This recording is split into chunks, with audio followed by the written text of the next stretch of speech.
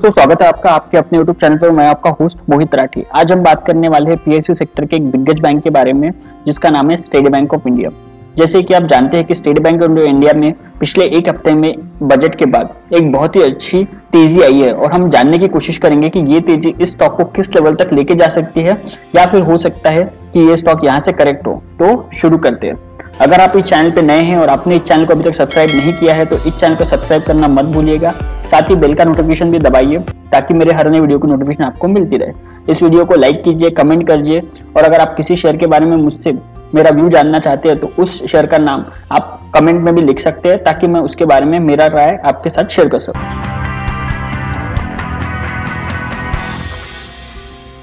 7th of Feb 2021 तो हमारा ये एनालिसिस आज के डेट के डेटा के पॉइंट के अनुसार रहेगा। तो आज SBI का जो करंट रेट चल रहा है वो 393 रुपीज चल रहा है और आप देख सकते हैं कि एक वीक जो पिछला गया है उसके अंदर इस स्टॉक के अंदर 38% का हमें गेन देखने को मिल रहा है, जो कि इस स्टॉक में बहुत ही अनयूजुअल गेन है।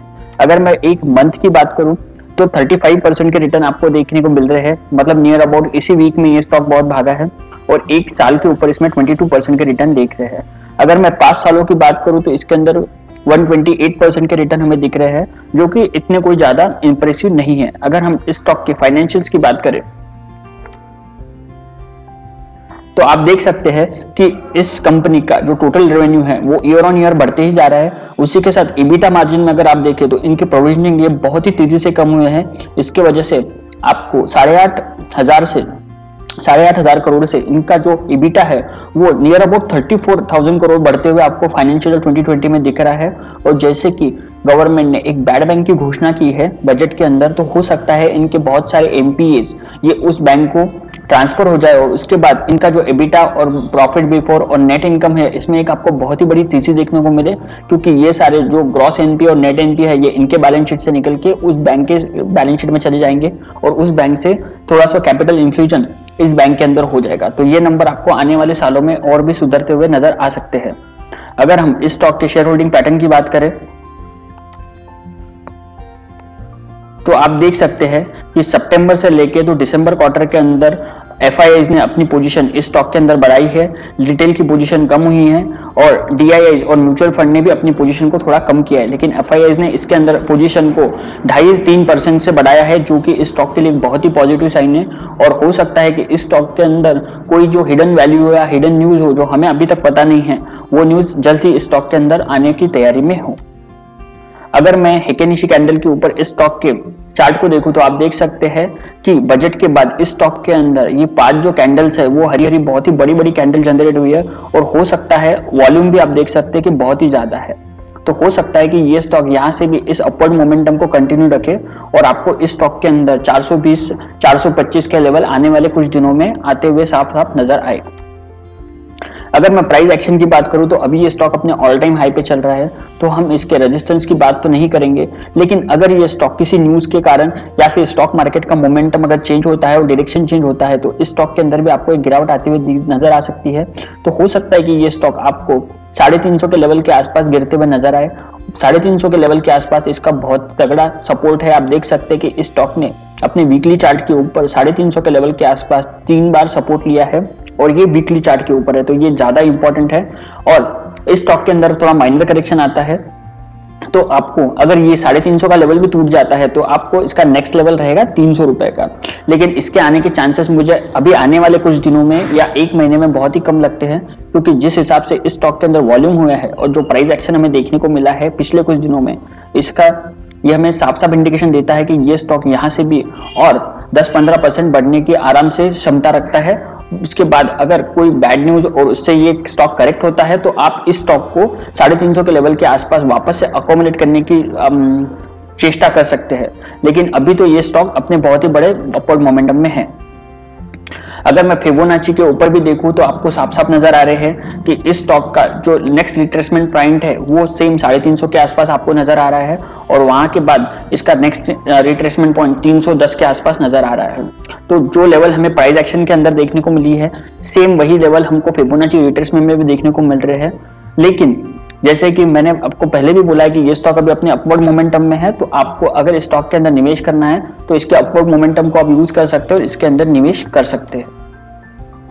अगर मैं RSI और MACD के ऊपर देखूं तो आप देख सकते हैं RSI के अंदर ये स्टॉक अभी ओवरबॉट जोन में चला गया है, लेकिन MACD के ऊपर एक पॉजिटिव क्रॉसओवर हो रहा है और वो एंगल अगर आप देखोगे तो वो इतना बड़ा है कि ये स्टॉक अभी अब बुलिश मोड में है, यही मैं आपको इससे बोल सकता हूँ।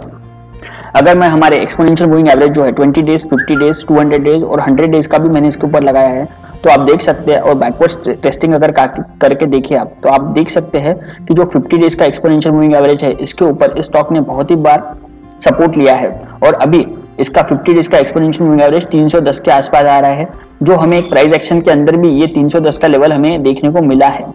तो ये लेवल भी आपके लिए, अगर आप निवेश करते हैं तो ये लेवल भी आप अपने ध्यान में रखिएगा, क्योंकि अगर ये स्टॉक जितनी तेजी से ऊपर गया है, अगर करेक्ट भी होने लगेगा तो डाउनवर्ड साइड में ये 310, 320 इस लेवल के आसपास सपोर्ट लेने वाला है।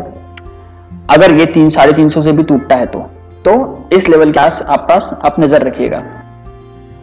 अगर मैं ATR और ADX पे भी देखूं तो ADX पे इस स्टॉक का वैल्यू ये 25 के ऊपर चल रहा है, जो कि है 32 राइट नाउ।